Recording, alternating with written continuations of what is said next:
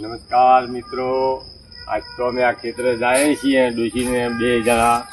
તો આ રેલવે સ્ટેશને આવ્યા છીએ અને ઘડી આપણે કીધો એક વિડીયો બનાવી નાખીએ.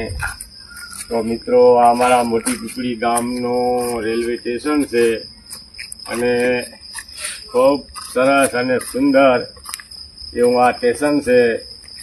તો તમે જુઓ મિત્રો, આ બાજુ પણ હેડક્વાર્ટર આવેલા છે બાઉજીના અને ખૂબ હરિયામણો છે.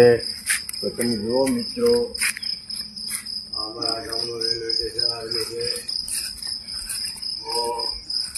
ખૂબ ખૂબ સુંદર સરસ અને બધી સુવિધાઓથી ભરપૂર છે.